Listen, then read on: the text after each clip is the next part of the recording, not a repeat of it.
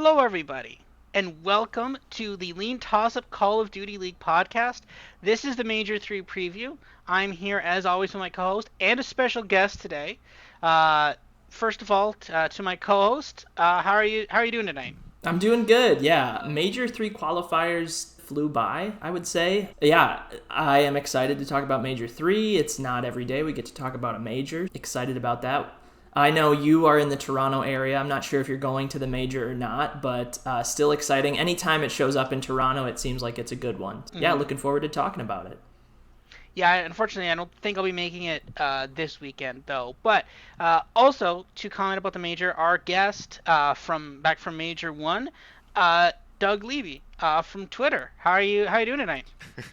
Doug Levy from Twitter. It's true. Yeah, no, I'm excited. I'm excited to be back. Yeah, last time I was on, it was so fun getting to talk to other people who know so much about COD. I learned so much over that hour that we were talking. So I'm excited to be back. I know, obviously, we're gonna talk about the CDL in general before we talk about the games, but I'm super excited for the games. I think this major will be very interesting. I think the league is in a very interesting spot right now with how FaZe has been playing, and I don't know. I just really enjoy watching FaZe play right now. I'm not a huge FaZe fanboy, but they are they're something serious right now. And so yeah, I'm excited to hopefully watch that continue. Hmm. Yeah, I agree with that. They're a really exciting team right now. However, though, we will get into that in just a few minutes. But we've been teasing this the last couple of weeks, and we wanted to talk a bit about the future of the CDL, what we want to see. Obviously, the three of us here, we are obviously Call of Duty League fans. I've been watching it. Obviously, I watched it a little bit years ago, but actually, basically since the pandemic, I've been watching it. I'm assuming we've all been fans and we produce content for it. And obviously, there are some issues, and we've talked a lot about some of those issues on those podcasts. And we've been critical of the CDL at times. And the thing is, again, we're critical of something because we care about it. We want it to be better, right? We're not just like, this sucks, make it go away. Like, we're like, we want this to be better, right?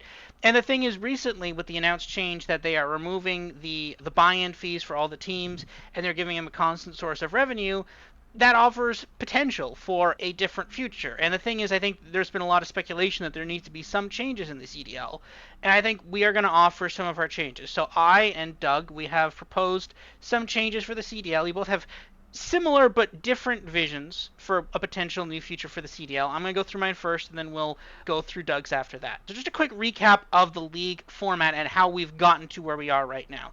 So the CDL was originally constructed to be similar to the NFL, NBA teams. So the originally, like way back before, even before the pandemic, this was originally constructed as there was a bunch of quote unquote, I'm not sure if they're called home series or not, but basically it was events at each team's location. Different teams would play different games, and they play once a week or so. I think maybe some weeks they play two games. I can't remember exactly how it was constructed because it changed really quickly after. But it was originally meant to be there's basically an entire regular season, and then the top teams play in champs, and then champs is obviously the single elimination tournament. Now there was backlash from that, and that then became, okay, now we're just going to basically make these individual home series, and each home series is going to be some teams playing, and they're going to compete for home series victory, and then that will count for points, and then points will continue on through champs. And then obviously they did away with points because of the pandemic, and then that's how we got with that series. But then that evolved to the next year. So it eventually expanded to, there was these majors, originally 5 majors, now down to 4 this year. Basically, with games played for a couple of weekends, usually about 3 weekends, now up to 5 for this year. But basically, there'd be these qualifying matches. Those matches would serve as seeding for those 5 majors. Sometimes it'd be a pro-am or whatever. But that's basically what we've had since Black Ops Cold War, since the second year of the Call of Duty League. The problem with the current format is these qualifying matches. I think everybody here, I think basically agrees with that. But the problem is, what is the problem with them? The problem is they drag on for too long. Basically, at this point, 3 weeks was, I think, about perfect. By the third week, you started losing a little bit of interest in them. But now we're at the point where we're into week 5. It's just, okay, come on. And especially, we're at a point now where some of these weeks, there's 2 games on Friday, 3 on Saturday, 3 on Sunday. That used to be 3-4-3. You really feel that loss of that extra game in those weekends. And the majors are now too infrequent, right? There used to be 5. That was already pretty infrequent. You'd be basically stretching out 5 majors in a format from basically February through to August. That is not 5 months. So basically, you basically had to do some weird kind of tricks there with the calendar. Now we're at down to 4, That's even worse, and you can really see it when that's why they expanded out the 5 weeks there. So, I have my proposal for the new league format. It's similar to the current format in some ways, but also very different. So the thing is, I feel, and this is I feel like the root of some of the problems of the Call of Duty League, but also the source of a lot of hope for this in the future. I think the Call of Duty League originally thought of themselves as the NFL slash NBA. They thought this was going to be like, and I think they viewed themselves, and in many ways they actually targeted a lot of NFL owners. There's a lot of NFL owners in the owner pool. I think they view themselves as these major sports leagues, but they haven't done the groundwork of this. I think they're just assuming we're the NFL, we're going to act like the NFL or the NBA. They don't realize that those leagues have existed for 100 years. They didn't always look this way. If you go back 100 years, teams played less games. I think the way they've gotten to it now is that there was a point when basically they needed more in-gate revenue. They needed more games in a season to literally have people physically come to games to get enough revenue to keep themselves going by. This is before you saw massive TV revenue contracts. Things have changed now, but basically originally when you look back at MLB, they've expanded the season to 162 games, NHL as well, NBA. Those seasons used to be smaller. They've had to expand that out just to get physically more revenue from ticket sales. And this is what I think the issue with the Call of Duty leagues is, the fact that you view yourselves as the sports leagues, but those sports leagues deliberately made more games so there'd be more content and more chances for people to physically come to games to see them. So what you need to do is you need to follow in the footsteps of those leagues before you. You need more games equals more quote unquote TV revenue. It's not TV revenue, but whatever, more money, right? You need to follow in the footsteps of those previous leagues. So the qualifying matches before each major remain, but each team plays each other once in the 2 to 3 week span. So the thing is, you have to do away with the whole like, oh, it was originally 5 matches, now it's 7. The problem is it's extremely unfair to certain teams because there's no real way to figure out who is a good team or who is a bad team. There's no way to make the schedules equal because sometimes you're going to be playing teams that are better, sometimes you're playing teams that are worse. The 7 games qualifying fixes it a little bit, but to fully fix it, each team needs to play a full 11 games. And you need to get to a point where there's more meaningful COD, right? You can't just have a month and a bit of qualifying matches. There needs to be like elimination. There needs to be tournaments. There needs to be brackets here. So you need to get that down to one major per month, maybe a break in the middle of the season, maybe a couple breaks in there. But basically, you need to get down to one major per month for the entirety of the season. And those need to be hosted by a CDL team. You need to have basically at least half of the league, if not more, hosting a major. And that's how you have to build the game. You have to take a page from the original sports leagues of basically we need physical people in physical seats spending money on things for us to generate revenue. You need to get back to that, and that's my proposal for that. So I'll pass it off to Doug. What are your thoughts on the first part of my proposal here? Yeah, this is definitely the thing I agree with the most. I think you didn't make this claim, but I see this claim being made a lot on Twitter, which is that like online equals bad, where I think what they mean is the qualifiers equal bad. Online COD, in my opinion, is not that uninteresting on its own. Every single Challengers event I ever watch, except maybe one day every 3 months, is online, and that can be exciting because of the format. And also just, yeah, I think the biggest problem right now with qualifying is the low stakes nature of it. Like, yeah, with very few games, it's very unlikely that the team with the most CDL points in a qualifier is the best team, and so the games themselves mean very little to the fans, and they mean even less to the teams themselves, especially with the way they changed the formatting this year to give even more points to the teams on LAN. I think the league is acknowledging that the LAN of results are more indicative of actual talent than the online. I think all of that, yeah, I think that's the problem. So I think my big takeaway is people who say online equals bad need to realize it's qualifiers equal bad, and we need to do something about that. So I appreciate your suggestion then to say, okay, here's how we can make the qualifiers better. I 100% agree that these 2 game set Fridays need to go. That is, like, I am a diehard fan, and I was actually frustrated last week. I think it was last week when LEG was done before I got off work, and I live in Central Time, and they're the second game, and they're done, and there are no more games. That's just criminal. Like, these games are over before people are getting off their lunch break on the West Coast. It's just, I don't know. That in and of itself could go. We could have more games on Fridays and Saturday, or on Saturdays and Sundays, and get rid of that, and I'd be happy. But I think to one point that I would maybe push a little on is you mentioned like these teams acting like they were professional sports or like NBA teams or NFL teams, and they're not. They need to be getting revenue from like events that they're hosting. I will say, like, the original formation of the CDL was based around the in-person event. There was no online in the original CDL. It was like, yeah, what was it? Every team hosted 2 events in person in the first year, which we shut down like halfway through. Or I think everyone hosted 1, then some people hosted 2 maybe. But we were traveling. Yeah, like year 1 I was with LEG. We were traveling like every other week to go to these events to play in person, and those teams could charge to put butts in seats at those games. So I would say we should put some of the blame on COVID for removing the ability for the teams to do that. I will say it's taken far too long for the league to acknowledge the fact that, not regardless of how you feel about COVID being over, but that like in-person events are viable again. And yeah, they've basically just held on to the crutch that is the online Call of Duty League past when it's been valuable to them. And so to your point about like, every team needs to host an event, even if it's online, I'd push back a little on that and say, they're not making any money if these events are online. The teams aren't. Like and it's not generating fandom either. I don't care if New York is the host of this next weekend's online tournament, because they don't add anything different than any other team. It's just just a title they get to stamp on the thing. If it's in New York in the Big Apple, now you're making fans out of these attendees. But if it's the home series sponsored by New York Subliners with Miles and Chance and Merc and Maven with Puckett and Alley Cat on the desk, like, who cares? Like, it's exactly the same thing. So yeah, like it actually leads into what I'll say later. But yeah, like, there needs to be some differentiation here. These teams need to make money somehow. And if the league's not going to let them have 10, 12 events on LAN every year for them to host, like, they need to figure something else out, because these online things aren't doing it. But yeah, all of that is to say, I agree with most of this, and I do agree that, yeah, let's just focus on the qualifiers and fixing them. Nobody cares when we're playing, a bunch of meaningless COD for 80% of the year. Mm-hmm.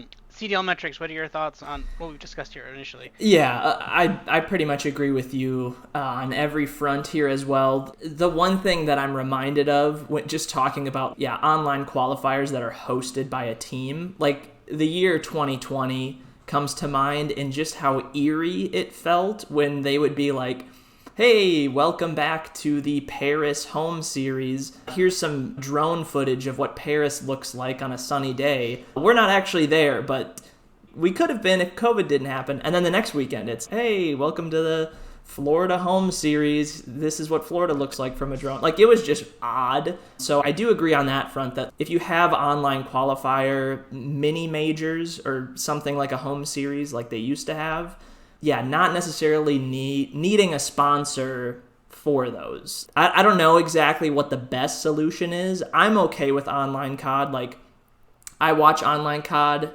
I watch LAN match. To me, as someone who watches basically every match from my computer, like, they look the same.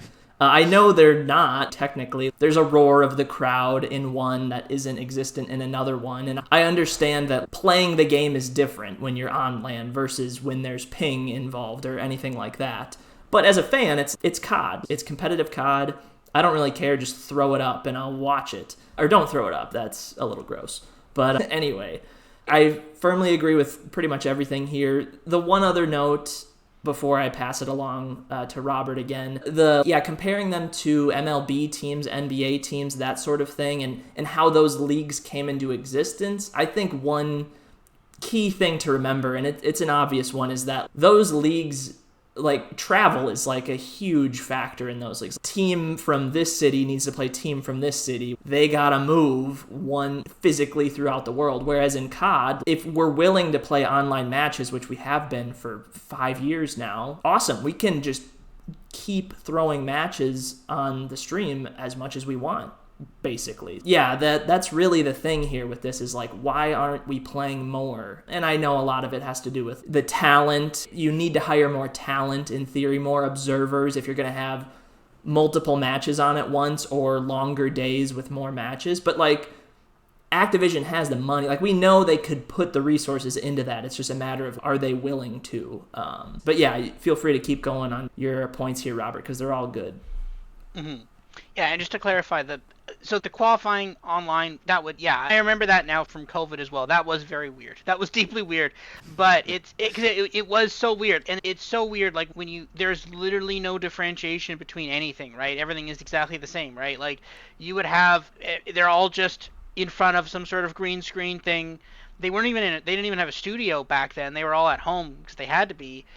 And that was what, at least now with the majors, they're physically there at a place, but then it was literally nothing. No, I think, yeah, the hosting of having a team hosting online qualifiers, that doesn't make sense. No, I'm saying that each team should basically be hosting their own major. You need at least half the league to host its own major, probably closer to 8 or so over that season-long span. Okay, the second issue here is scheduling. So one game at a time gets tedious. Some teams are bigger draws than others. So this is the thing, right? We talk about this. Sometimes you have games when it's like, there's games when it's, okay, here's like the 11th and the 12th team playing each other. Then you have like the 1 and 2 game playing each other, and that could happen. Those could be right beside each other, or they could be on opposite ends of the weekend. And as I said before, not always competitive game on each day. And this is a problem of the fixed schedules. Originally, when they did back in Black Ops Cold War, the winners picked the teams that were going to be in their own group. Or I think they either picked those teams in their group or they picked the teams to go to the other group. I can't remember exactly what it was, but there was actually a sense of balance there, because they basically say, okay, I don't want the best team, I want the next best team in the other group, and then the other team wants. So there was actually a way there was actually some semblance of competitive balance. But the second you took that away, now all of a sudden, and you went there with this fixed schedule, which I think has had questionable results. I question exactly why that was done, but whatever, it was done. But the problem is now it's physically impossible, because okay, obviously we could say FaZe has been one of the best teams in the entire history of the league, as has Ultra. You could say, okay, they're probably a good team, but you can't 100% say they're going to be a good team. And also you can't definitively say that, say, as LAG or Seattle is going to be bad on any given week, right? So there's no way to competitively balance your schedules. So one game per week for multiple weeks for each teams has become really boring, right? We're at a point now where when you're playing 7 matches in 5 weeks, 3 of those weeks you're playing, or yeah, no, three of those 5 weeks you're only playing one game. That's extremely brutal for a fan. Right? There's a lot of games times I'm like, oh, I want to watch Ultra, but there's one game, and I might be busy during that time, so I don't get to see Ultra that week. Okay, I know they're going to be okay long term, but I'd love to watch my team there. The other issue here is that, okay, this doesn't really affect, and like, I'm an Ultra fan, obviously this doesn't really particularly affect me, because my team's good, not going to have a lot of team changes on my team. But if you're LAG, if you're Seattle, you need to evaluate this team, right? You need to figure out if this team is going to work long term, right? This is a major issue here, because you have a lot of times when, if you're trying out, like for example, Vegas Legion, right? They made a team change. They put in Johnny, they played one game, they beat Boston, cool. That was it. They took Boston to a map 5? They beat Boston map 5 last week, right? Great. Is that their team for the rest of the year? I don't know. They're gonna have to make that choice really quickly, because they're in the major this week, so I'm assuming they're not gonna make a team change. Okay, I believe they're in the losers bracket. I'm fairly 99% sure. Okay, what happens if you go 0-1 out? Was Johnny the right fit? I don't know. Are you gonna keep with him for the first few qualifying matches? Probably. What if you have one game in the first week? Oh, one game. This is the thing. If you're trying to make, because the whole point is when you're eliminating teams to get to champs, the teams need to figure out if their team is actually a solid team or not before champs. Because they need to figure out if this is a good team to last the rest of the year. If not, you're really hurting teams' ability to remain competitive here, because there's just not enough time to evaluate these players in a competitive environment. Basically, as I said before, each team plays each other before the major in a smaller window, 2 to 3 weeks. And then here's a bunch of reforms that would be more, I believe, more pro-fan here. So you need to take some pages from the NFL here. The NFL has been extremely successful with Thursday Night Football. When the NFL stakes out time, they basically own that time slot. There is nothing that competes with them, nothing that even wants to compete with them, because they know they're not getting as much viewership as the NFL. Now, obviously, that's not the case here, but you need to start ingraining deeper viewer habits. So for example, okay, people are aware that there's a game on Saturday at 3 o'clock, or a game on at Friday at 3 o'clock. Okay, But you're not always guaranteed it's going to be a good game or that your team is playing. And okay, yeah, you have the fixed schedule thing, so you know if your team is playing. But I'm like, it doesn't matter to me if I find out that my team's playing June 5th. Like, that doesn't really matter. What you need to do is you need to create something called, or I had proposed, a Thursday or a Friday night COD, whichever day they prefer. They seem to like Fridays, but the NFL likes Thursday night for a reason. So you have one night a week where every team plays. So basically, every single team plays one game on one night. That's it. So basically, there'd be 6 games that one day. That's it. This is similar to, obviously, basically a mix of an NFL Sunday and basically a Thursday night football, where basically, because the thing is, you can't just have one game on Thursday night because that doesn't make sense. But with this, there's enough content. Basically, all Call of Duty League fans will be like, oh, gotta watch my team on Friday night or Thursday night. Also, another page from the NFL with NFL Red Zone. So as people know, NFL Red Zone is the wraparound coverage. They're constantly showing highlights from all the different games. This is an issue with the Call of Duty League, right? With one game on at a time, if it's an uninteresting game, if you're looking at 12 versus 11 or 10 versus 9 or whatever, sometimes those games can be very boring. Also, there can be delays, as we've known before. If there's a match reset or whatever, there can be long breaks where literally nothing is happening. And this is another reason why people are like, I don't want to watch this game. I'll just wait a couple hours to watch Optic. I'm not going to tune in right now. If you have it so there's multiple games on, viewers can always say, oh, okay, I'll watch this game and not this game. And this actually rewards teams that are performing higher, that are actually evaluating players, that are actually becoming more competitive, and basically disincentivizes teams to not do that. Because if a team is good and competitive, people will want to watch them. And if you're 11th versus 12th, they're not going to want to watch that. Because right now, basically, if you want to watch Call of Duty, that's the only thing on. You have to watch 11 versus 12, even if you would rather watch a different game. What I propose is you would have a similar format to now, except that you would basically have at least 2 games on at each time, and then you would have basically NFL Red Zone stream that would basically go between both games. There's always at least some sort of constant game on at any given time. Also, and this is similar to other leagues such as League of Legends, I'd create a lower challengers league and have them play on the non-CDL days. So when you look at the way League of Legends is structured, their games are actually it's a similar structure to Call of Duty in many ways. So some of those games tend to be on weekends, but they usually have their non-elite leagues, their non-top leagues, played during the weekdays. And it's actually a nice little filler. So if you want to watch more Call of Duty, here you go, right here. You could see some other non-competitive players play Call of Duty, or you could just not watch this and wait for the other. So it basically creates an idea where you can still watch Call of Duty if you want. It just builds up that fan base extra. And this is the thing, right? You have Challengers Elite, but you have 3 Challengers Elite per year. If you want to watch Challengers, if you want to watch a lower tier of Call of Duty, it is extremely inaccessible for you. It is extremely difficult to watch that. If you wanted to have a format where this drags on for weeks and weeks, that's when you do it. If you want people who are like, okay, you know what, it's a Wednesday night, I just want to watch Call of Duty, here you go, here's Challengers, there's 3 games on tonight, have at it, right? You don't need to have a high production value, it's just here you go, you can watch some Call of Duty, right? This is what you need to get to. This is how you build an ecosystem and how you build up viewership, is that if people want to watch COD, they don't have to wait until Friday and then maybe it's a good game or not, or maybe it's only 2 games or not, right? It's this proposed scheduling is more building out the ecosystem as to a kind of a more full package as compared to where it currently sits. And I'll go to Doug for comment on that. Yeah, no, I think this makes a lot of sense. I think I'm personally a big fan of more than one game on at the same time. I mentioned before the show, but I think when we think about any of these changes, I think we need to think of it in terms of how do the 4 big players in here benefit, which is Activision themselves, the teams that are in the franchise league, the players, and then the fans. And I think like they playing more games at once benefits. I think it is interesting to the fans, but it also allows the CDL and Activision to downsize the amount that they're having to put out for every game from like a broadcast cost perspective. And I think that is something that Activision could be potentially interested in. I think we've seen them cutting budget to observe, like we saw them cut the observers this year. They're going to more of like a contract-based system. The reality is, if you I started to break the numbers down of how often, like how many days that we have working, like a broadcast, someone on the broadcast team would have to be working in any 6 or 8 week span or like a major cycle. It's like most of the days, and so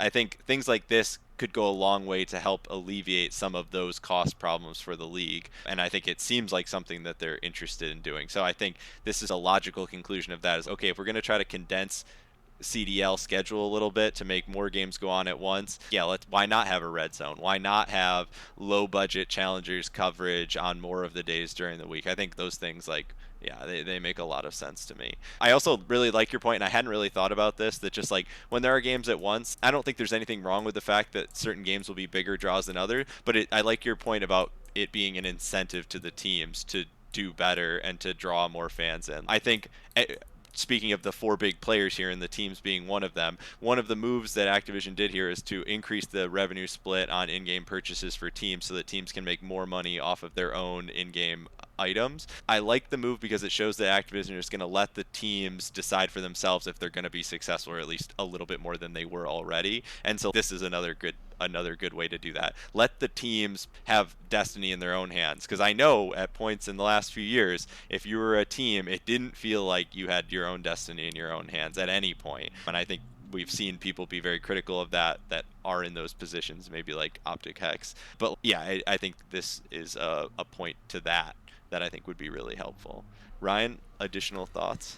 Yeah, I think multiple games on at one time is almost like a must, in my opinion. Like, I will sit down and watch one game at a time, and it's fine. But there's commercial breaks baked in, and if it's a bad matchup, like if it's a lopsided matchup, or like you said, Robert, if it's Team 11 versus Team 12, and I really don't care. If it's Boston versus Vegas, and winner is still destined for lower bracket, like, I don't care.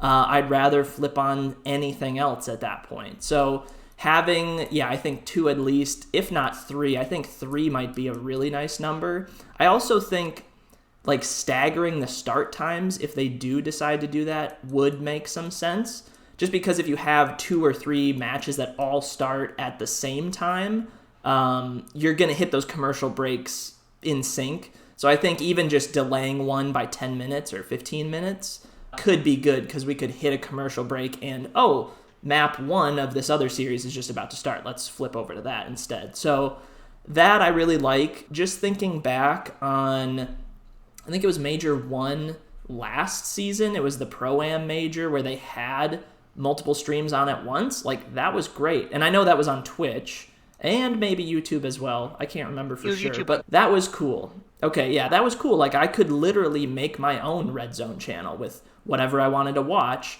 And then going down to your last bullet point, that also ties into it. I think having some sort of like challengers, having some sort of challengers like qualification into the bigger league, I think makes some sense. Where, and I know we'll maybe talk about that more later, but like being able to see challengers teams go up against those pro teams is really interesting in my opinion. And if they can round out a bracket by adding more challengers teams, that's cool. And it makes it more likely that I will watch challengers if they are, let's say Monday and Tuesday matches, because I want to see who Rocker are going to play next weekend or whoever it would be. Yeah, I think all good points there. And I think my biggest takeaway is that we just need more on at once.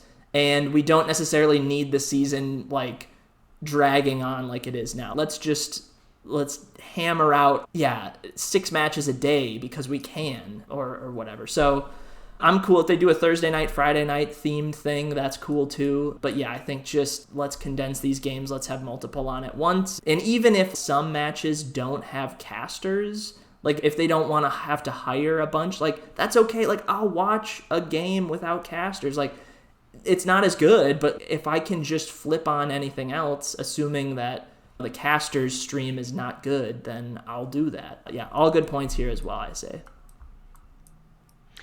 I will say that one of the reasons I suggested only 2 was because I think when you go back to those Pro-Am ones, I think there was only 1 match with casters at a time, I think.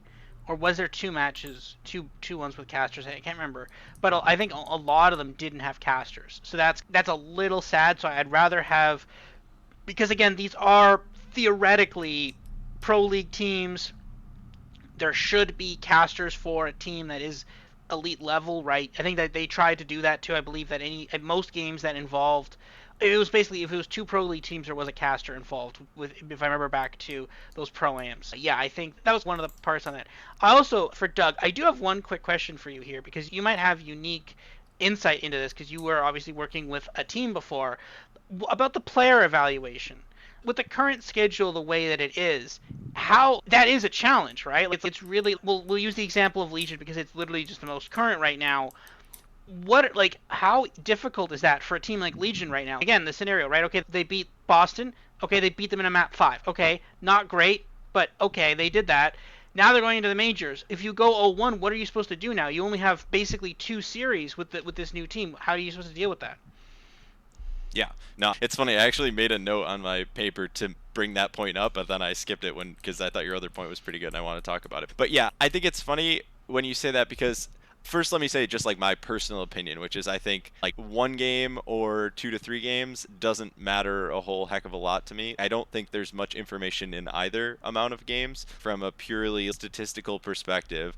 My experience has been that it takes a lot more games to determine the true talent of a team than that. Maybe not so many more, but like more than that can deliver us. But like I can say that all day long, but the reality is, and when I was working with the Gorilla, like you have to make these decisions. Like Legion will almost more likely than not be in this exact position that you're hypothesizing or talking about right now, where they go 0-1 and they have to decide what to do. If I'm them, 100% I say don't make a change. I think ASIM that was really tough, and I think you've definitely made a step in the right direction here, regardless of if you go 0-1. But it's tough because there is undoubtedly some higher upside roster moves that they'll be able to make after the major is over. They just have some downside too, and they don't know where they sit. And I tend to think there's not a lot they can do about it. I think one thing from in my experience working with teams is teams are very recency bias oriented. Like they are like you can go 5-2 in the qualifier and go double knockout and go out, and those teams are going to be the first teams on the line to make a roster change. And I always thought that was weird because I don't know, it's like your classic MLB team finishes, or like NHL, good example. The Bruins win the President's Trophy a couple years ago and then get first rounded, and it's do they blow it up or do they like keep it? It's like they won 100 games, or so they score over 100 points, and what do you do? But so I think it's tough. I think it's tough either way. I don't know how much adding a couple more games or like condensing the schedule helps. It certainly does. There's no doubt about that. I'm just a bit skeptical that it will make a huge difference. I guess selfishly from the fan perspective, I don't really care because I like the chaos that ensues. But no doubt what's going to happen to Legion next week will be funny, and that will be entertaining from like a fan perspective. Whatever they decide to do will be hilarious, I'm sure. Because if they don't do anything, every fan will say, "Oh my God, they went 0-1. They came in last place at the major. Why aren't you making a roster move?" And then if they do make a move, it's like you give Johnny 2 games and now he's out. Like, how could you possibly do it? You cannot win. Mm-hmm. It's impossible. And this is the point, right? Because it's not so much the number of games itself, right? Because in our proposals there'd be more games in less weeks, but it's like the physical amount of time, right? Because it's okay, there's this week, right? So this week one with Johnny, right? Now, okay, a second week. Now I can't remember because they moved the break. I think it's a 1 week break from between the major to the next qualifiers, right? Okay, now we're a third week. Now we're a fourth week, and then you're like, okay, I hope we have 2 games that week, because if not, then we're making a decision based on 3 games with him. And then, okay, then this is the thing, right? But then at that point, then you're halfway through the qualifiers for the next major, and you're like, okay, if we don't make a change and it's the wrong decision, we're doomed, because then we're going to be in the losers bracket for the last major before champs, and we may not make champs. Or you have to say, okay, we have to make a choice because this is the thing. It's an impossible situation, and by having more matches in less weeks, it actually would help them, right? Because then basically you can make the choice after 2 weeks rather than say we have to wait a month now before we make this call. I think I would maybe push back and say, I didn't really think of it until you mentioned that, but I'm much more interested in the scrim results over that time than I am the game. The game is just a tiny microcosm of what's been happening in scrims. And so ironically, by shrinking the schedule and putting things closer together, you giving them less scrims, more, especially if there's travel time included too, more travel, more game days in which you're just warming other teams up. That was one thing I think people don't realize is like teams aren't scrimming on the days that other teams are playing because there just aren't enough teams to play. A lot of times time you're just warming a team up, and that practice is not good for you. And so, yeah, like from Vegas's perspective, like if this happened on a condensed schedule, they'd only have a few days of scrim results too. And then yeah, like this 1 week break. Another factor at play is that like the team, if they're gonna make a move, they want to make it as soon as possible so they get as many scrims pre game one of their major four as possible. And so having a bigger break would actually be nice from that. So I just push back on that. Like I would say ironically from the team's perspective, they'd love the schedule to be really spread out to make these decisions, because then you get way more scrims in. And yeah, I'm scrimming 8 to 12 maps a day versus on game days, I'm warming up the same map twice against a team who doesn't want to be there, and then I play once against one team, and that same map again for a third time. That is, yeah, not very good at indicating whether, yeah, Vegas has made a good move.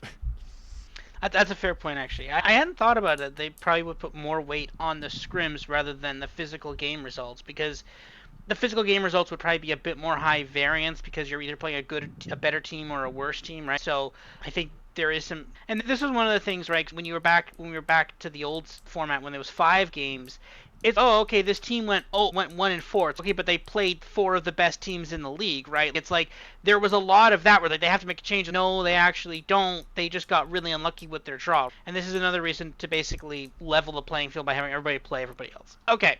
Moving on to 3, miscellaneous. I think this is slightly more controversial, but these are more kind of the longer term. I would recommend implementing a salary cap / public contract / player union. These actually all have to go together, because in California and in some other states, you are not allowed to have a salary cap without collective bargaining, which means a players union. You physically have to do this. You have to physically have to have the U word, a union, to be able to do this.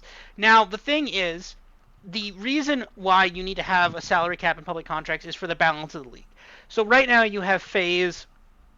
The FaZe team has basically been this same FaZe team since the inception of the league. Couple of changes, but basically the core of Simp and Abizi and Celium has basically been FaZe since the beginning of the league. The problem with that is the fact that you just have super teams. And the problem is, with no salary cap and with no public information on player salaries, they can just keep paying them as much as they want and it doesn't matter, right? FaZe could theoretically, until they retire, they could just keep paying them the same, just increase their salaries however much they want. They could just keep paying them again and again, it doesn't matter.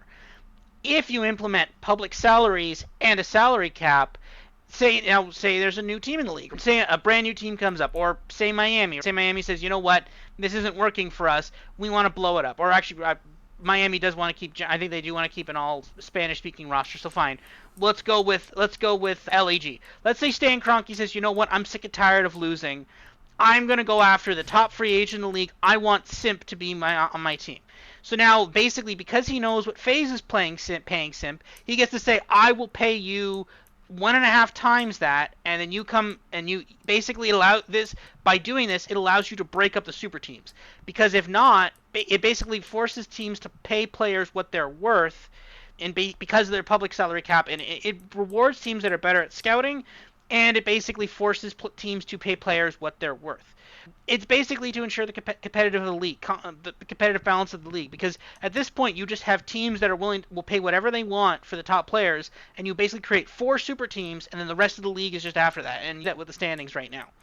Also, I would recommend expanding the league to 16 teams, mostly just to fix bracket issues, because obviously you have to have the losers bracket, and I think that's really annoying to have in a major. There really shouldn't be a losers bracket in the major, but I guess that you want to have a losers bracket to have some sort of a penalty for not performing well in the qualifying matches. But honestly, it's pointless. There really shouldn't be a losers bracket in that, especially not in champs. And if you have 16 teams, everybody gets to go to champs. So basically, you're not forcing teams to make important decisions, because basically teams could just be like, I'm changing my roster right before champs and we're going to see what happens, right? Now you physically can't do that. You have to be planning these roster moves in accordance with a run to get to champs. As well, it also basically increases roster slots. So basically, right now, I feel like there are way too many kind of quote-unquote legacy players in the league. I think there are a lot of challengers players that probably could come up, but they don't really get that shot because there are a lot of just kind of players that have been in the league for however long. And the thing is, you look at some of these players and they underperform. Generally, they get subbed out at some point in the season, but they somehow find themselves on CDL rosters the next year. And I feel like if you had more CDL roster slots, again, you would get more challengers players up, and it might help with some of the competitive balance of the league as well. And then also, I remove control as the third game mode and replace it with either capture the flag or some sort of modified uplink. Some players have been talking about this. The problem with control is it's really boring. People are like, oh, it's a mix of hardpoint and search, and okay, it is. But in some ways, it's like the worst of search and destroy and like the worst parts of hardpoint. It basically just plays as a really slow search, and it's just like the problem. My problem with control is that there are good control maps, but sometimes there's not a lot of them, and that basically sometimes control rewards you for doing nothing. Sometimes the correct play in control is literally just to put your controller down and just stop. Now they fixed it a little bit with the tick system, but still, though, sometimes if there's still some situations where you're literally people will just camp out in a small room and just not do anything for a minute, and that should not be happening in a competitive play. Capture the flag is a much more competitive game mode. It's a much more fast-paced game mode. There's always something happening. I think that would be a preference, or a modified uplink, which some people have talked about, to be boots on the ground. I think that would be in my opinion, a better viewership for the CDL, a better viewing product for the CDL. All right, Doug, what are your thoughts on the probably controversial players union there? I guess one point or clarifying point right off the bat, I'm fairly sure the CDL does have a salary cap. It's just really high relative to what any player is making right now. And so to that point, and I'm not positive that's still true, it certainly was true before there was a salary cap. Teams could circumvent the salary cap fairly easily by paying players as content creators as well as players. Players, I guess I won't say names specifically, but yeah, like players were making more money off of those contracts because it helps the teams like circumvent that rule. But there is a salary cap in some way. I would push back on your second point then, keeping that in mind, that what are the top players worth in a league that makes no money and has to give money back to the teams to convince them to stay in the league, where we make no revenue other than YouTube ad revenue at the beginning when you click on the video, and we have barely any in-person events, and 9 out of the 12 teams never get to host an event. What is the best player worth? It's like a legitimate question I ask myself a lot. Like, how much would I be willing to pay Simp? Because I will tell you for free that if Stan Kroenke wanted Simp, he could get within the salary cap limit if he wanted to pay him 1.5x what he's making now. I would say he would be insane to do that, but he could do that. Like, that is well within the bounds of what is available in the CDL right now, I think. So yeah, I guess I am curious your thoughts on what is a top player worth, because I tend to think even the top, this is just my personal opinion, the top players shouldn't be paid even what they're paid. I think they should be paid far less. I think that, as you said, the legacy players shouldn't be paid any more than a CDL entry contract, which is I think $56,000 this year. I think there are 10, 15 players in the league that shouldn't make more than 70K. I'd say there's probably like one that makes that little right now. But yeah, so to your Simps, like how much are you paying a player like Simp to play for Atlanta? That is the thing, right? And I think this is a cool discussion to have, because you see a lot of conversations about NFL salary cap and like how much should a quarterback be paid, how much should a running back be paid, and I'd love to have these debates. We can have theoretical ones, of course, but I'd love to have these debates for the CDL, but we don't have these numbers, right? We don't know. We don't know what Simp is making. I mean, I suspect maybe you do, but we're not going to say that publicly. But this is the thing. I wish we could have this debate of what's a top AR worth? What is a top SMG worth? What's a more flex player worth? But we don't get to have that debate because none of this is public information, right? And the thing is, I think you're probably when you look at leagues like the NFL and MLB and in the NHL that have salary caps. The MLB is a bit of a different salary cap, but specifically NBA, NHL, and the NFL that have hard salary caps, they basically have a block of salary that they actually have minimums and maximum salary. That is determined by the TV contract, right? Now, obviously, in this case, it'd be a YouTube contract or Twitch contract, but it should be a portion of the revenue per team. I think it's something like I don't know what the exact revenue share is, but that dollar goes up accordingly. But then the thing is, then at that point, then you just should be paying out portions of that to other things. So this is where some NFL teams are like, okay, you have to dedicate like a quarter of your salary cap to your quarterback right off the bat. It's like, okay, this is why rookie contracts. So there's lots of different pieces that go along with this. And the thing is, there's so much, the NFL, the salary cap is the game within the game. We don't even get to see that game because it doesn't even exist now, because you can just pay you guys whatever you want. And the problem is, it incentivizes teams. Ultra got Envoy, and you know what? I was really happy about them. That's great. But at the same time, I'm like, okay, then we're just paying Envoy, which is fine. But no one else is, right? We were willing to pay him whatever number he's being paid. But that diminishes the competitive balance, because Envoy could go out there and make another team competitive, and that's just not happening because we just said we're one of the top teams in the league. We're just going to pick Envoy up and that's it, right?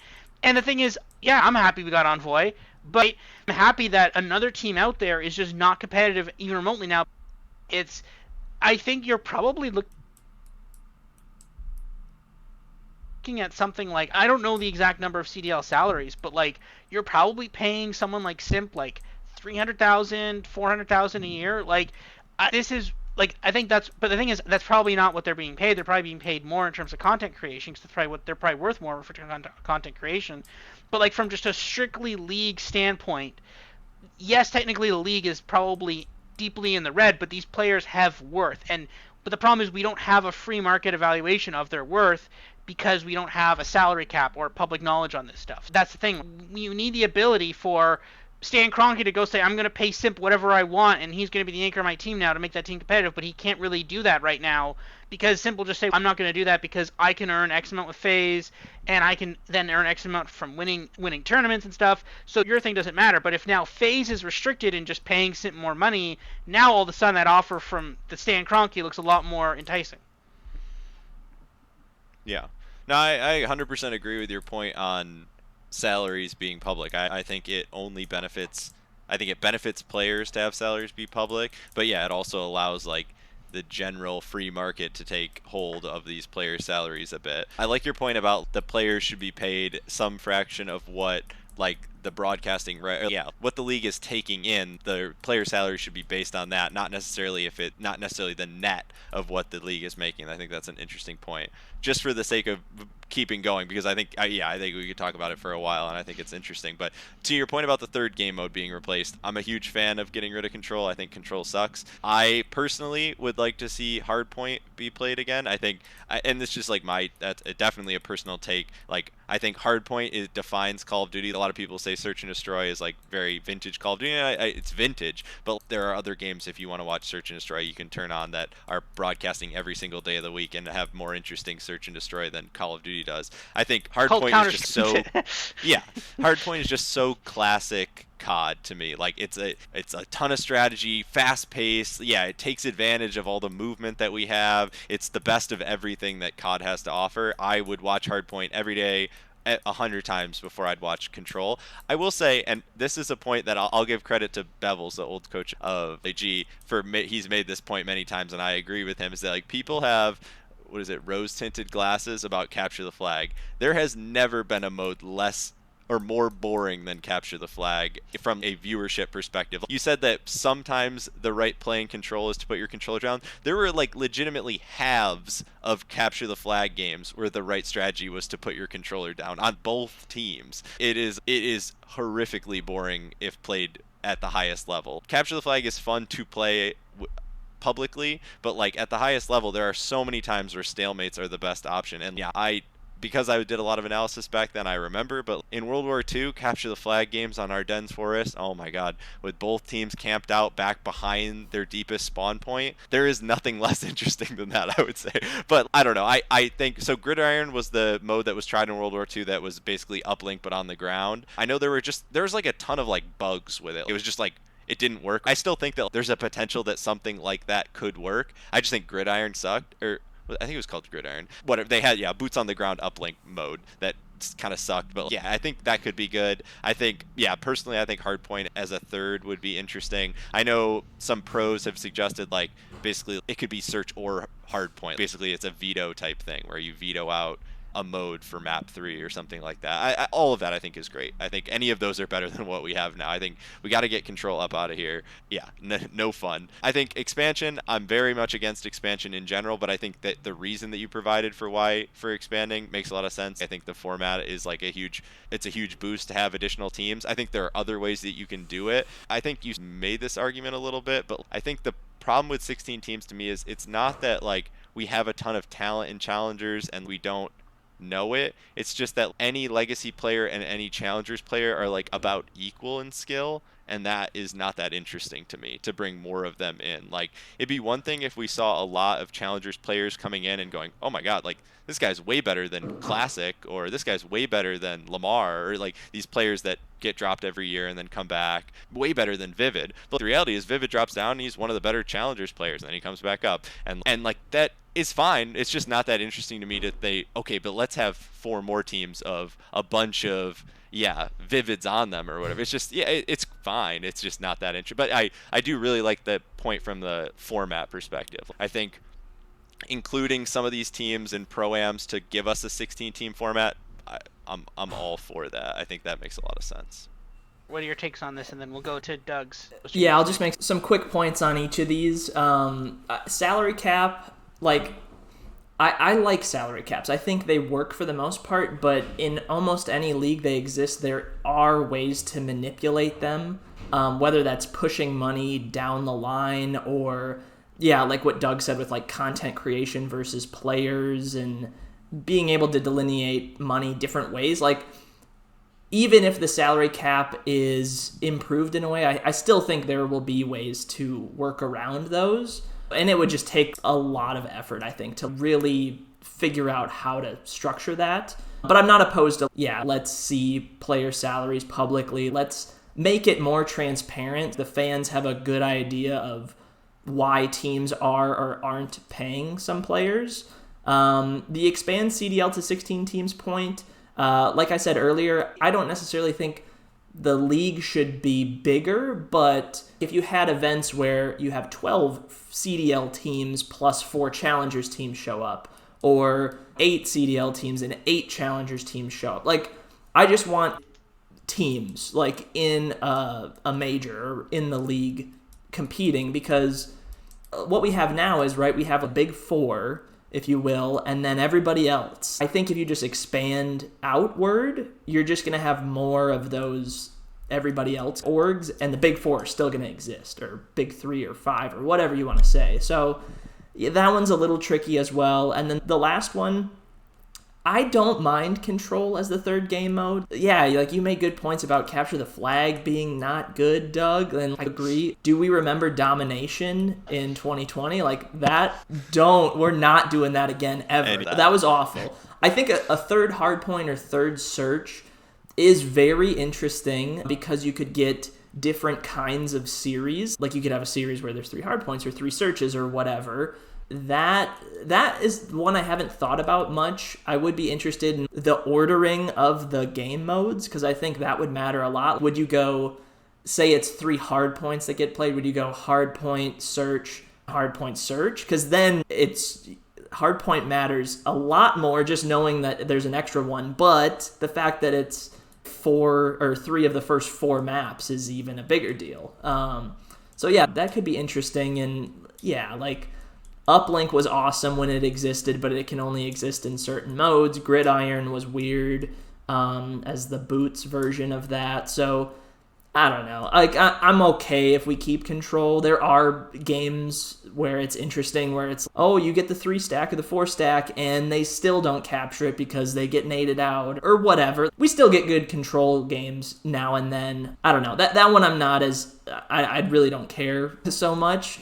But I'm just happy that we only have to see it once every series, and then we're done. Yeah, those are my thoughts. And let's not put out of the picture, like, maybe a new game mode will get invented that will be the best of them all. Like, there's always that. Already been invented. I've been on the high horse for a long time that I think Safeguard from was it Black Ops 4, which is the payload mode from Overwatch. I think it would be so fun in COD. Sure, It's a let's bit tough try it. because Yeah. moving spawn points is just always going to be a hard thing. I think Overwatch solved that with their 2 fixed spawns. But yeah, I don't know. I'm a homer for Safeguard. I think Safeguard is so fun. I don't know if it would actually be good in COD or not, but I think Safeguard, if you haven't seen it, anyone listen, look up gameplay from it. It's a pretty fun mode. You basically just move a bot down the road as the game goes on. Yeah, it needs. I think it needs to be changed, or at least better maps, because invasion control was not. That was, yeah, and it's still there somehow. I don't know why, but anyways, moving on. All right, so you have the floor now, Doug. How would you change the CDL? All right. I've provided three central ideas here. I don't think these even necessarily have to be taken as the literal implementation that I've described here. I think these are more just ideas. To my first point here, I say remove qualifiers, add 2 majors. I will not be sad if you decide to add 3 majors or 4. It's not the 2 majors that's the important part about these points. Keep that in mind as I go through these. I think, and also an important point is that these 3 aren't necessarily, you don't need all of them. You can take or leave any of them in any combination. I think they work together very well, but I don't think they need to all be implemented at the same time, which I think is preferable for a league that's like probably going to do something slow and not just, we're not going to wake up next year and have the entire thing look completely different than it looks this year. Yeah, so first, I think this is the point that we've touched on the most already, which is just like, online COD doesn't suck. It's the qualifiers that do. I personally would like just no qualifiers. I think I'm a bit of a proponent that building a bit of anticipation is not a bad thing in Call of Duty fans. In the past, we've not seen so much organized COD altogether. Pre-CDL, organized COD every single week was not the norm. And so I'm of the mind that like if we build a little anticipation for the big matchups on LAN, that is only going to help the scene thrive more. A bit if I see Optic versus Atlanta less often, it's only going to make it that much more hype when they do play in a major tournament finals or whatever. And so I do think that is a one way. And so the other point here that I alluded to before is that before champs this year, we will have 30 different weeks where the broadcast team would have to put on some sort of show. And out of every 8 weeks, 6 of those weeks are going to have broadcast on them, and only 4 days of those 8 weeks are going to be in-person LAN Call of Duty broadcast. And if you consider the time it takes for that team to fly out and prep on Monday, Tuesday, I saw people flying out today that are on the broadcast team and stuff. It's just a huge expense for very little output from a production standpoint. I'd love to see, what we've talked about, multiple games at the same time, more production at the same time, and then bigger breaks between, because it allows us to benefit from the economies of scale a little bit better. I think that's a win for the league. It's a win for the fans who get more COD, they get more selection, more choice, and then as you said, and I hadn't really even considered when I wrote this, it gives the teams an incentive to do well, to earn their viewership, and so I think all of that could be very interesting. Now, this one does go with the first one, but I think you can do it on its own too, which is like, okay, what do we do with all that time in the middle? I think online Call of Duty in tournament style is interesting, and I think like the novel idea here would be that like let's make them run by the teams, not even just necessarily hosted, but run by the teams as well. I mentioned, is it a New York home series if it's Puckett, Alleycat, and Nameless on the desk with Merc and Maven standing next to him in the Esports Engine studio in Columbus for the 58th week in a row? Maybe not. New York, you can hire anyone to be on your broadcast. You can let the players stream their POVs, and that be your little weekly tournament that you run instead. I think a point that I didn't bring up before that I think is interesting from like if we have 4 broadcasts, what do we do? I find co-streams to be very entertaining from a non-casted esport point of view. I prefer co-streams to the main channels on pretty much all esports that I watch. I just think that it's just fun to interact with someone while you're watching the game instead. So I think there's a huge opportunity for co-streams here. Imagine New York, or imagine Boston. I'm wearing my Boston shirt today. Imagine Boston has Gronk co-streaming a Boston hosted event with, a couple people in the room with him, and I'm tuning in to watch that. That sounds awesome. And I might, a thing that wouldn't happen with a New York stamped home series where nothing's different is I might become a Boston Breach fan just from watching that, which is like something we don't really have right now. So I think it just gives the teams the freedom, and again, to the point of it lets the teams, they're in the driver's seat. Boston has the ability to get Gronk and let it pay them in return, not just pay the league, it pays them if Gronk is entertaining in that co-stream or whatever. I think that's a really cool thing. But yeah, I think the lesser point, but very important, is we need tournament-style online COD. That's the only thing. I don't really care that some teams might get double first-rounded and that be all they play, because I don't think these things aren't as important. These aren't the LAN events. These aren't the holy grails. Like, I don't care if, a team gets knocked out early. They still get to scrim just as much. Yeah, nobody's under the illusion that we're under right now that every one of these games means so much. Like, I added another little thing here, which is that the league could support these events financially or otherwise. And yeah, you could say, okay, this helps with the seeding for the tournament. But no, like, you start in losers bracket or you start in winners bracket. But yeah, just the basic seeding, sure. Draw-ins for groups of a pro-am, sure, make that part of the online qualifier. I think all of that could be, you mix and match that however you want. And then I think the third thing, and something we really haven't talked about much, but something that I've become more interested in, is that the viewing model, especially on YouTube, is just not, other than this, us slamming ads for Activision sponsored products down your throat, like, constantly, like, there's just not a ton of revenue coming from just the broadcast itself. And, like, Call of Duty fans are some of the most, like, passionate fans and the most engaged fans across all platforms. The fact that we're not offering some sort of premium product for them to pay $5 monthly subscription, $10 monthly subscription, or something pay-per-view is, I think, a missed opportunity. I think there are a lot of people that would be willing to pay for that. I will say, I think there should always be a free option for Call of Duty. I don't think that's the way that esports should go, but that's just my personal opinion.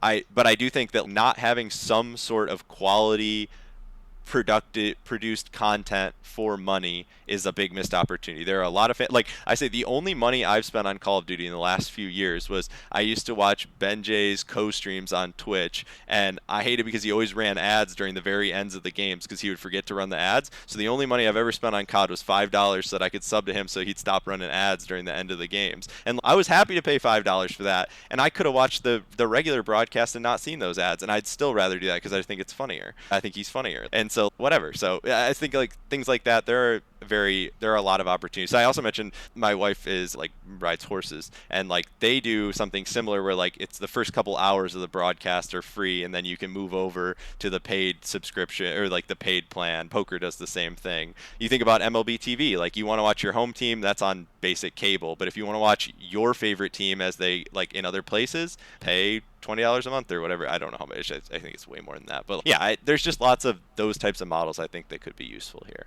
I'll start with Ryan. Why don't you go first this time and tell me what I'm wrong about? Yeah, point one, we've hammered home a bunch, right? Qualifiers are not great. Let's do something about it. I do like the idea of keeping online matches a thing, and the online matches lead to majors, and the majors lead to champs. But why not just have a weekend? Yeah, it's hosted by Minnesota Rocker. It's an online event, but they can still, like, promote their own things, and it's a tournament-style setting. I think figuring out, like, how the seeding for those works would be interesting in group play if you want to have a group play element to that. But yeah, tournaments are fun. Like, my favorite thing in the world, pretty much, is March Madness every year. Like, it is, to me, by far the best, like, playoff structure of anything. And I just like watching college basketball. So it's, like, the best thing ever. Like, tournaments are fun. Like, seeing how it plays out is fun. Like, watching one random qualifier match throughout the year, it doesn't mean much. Like, it's 10 CDL points, and it's one win in the win column for the major in 3 weeks or 4 weeks. So yeah, I like that idea of just every weekend we're playing online, it's a tournament of some sort. And the teams can be creative with how they run it. I like that as well. And the bottom thing is, like, the freemium viewing model. That is not something I've thought of, but it makes a ton of sense. Every league has something like this, as far as I know. You can get NFL Plus or NFL Sunday Ticket or MLB TV, or name the league. They have something like this, so you can watch literally any game you want. The interesting thing with those is that those leagues have a lot of games, whereas COD is less. But if we implement some of these changes where we're playing a lot more COD, I think that makes a lot of sense. And I'd be interested to see, like, what that premium sort of viewing experience includes. Can I switch POVs whenever I want? So if I want to watch standee or attach, like I could just switch to their POV. Maybe like stat tracking is live and I can see how each player is doing in the moment, stuff like that. So yeah, that would be cool. That's really not something I've thought of, but I think could work well. And it wouldn't have to be that much. Like if they charge $5 a month, $10 a month to have that sort of product out there, like I think any diehard COD fan would want that and would see it as being worth it. I think there would be some backlash maybe if we want to watch actual like good broadcast coverage, we have to pay money for it. There'll be those types of people, but as long as you keep the free option there, I think that will be fine. Yeah, good points. 240p only for the non-paid users. You're really make them work for it. Yeah.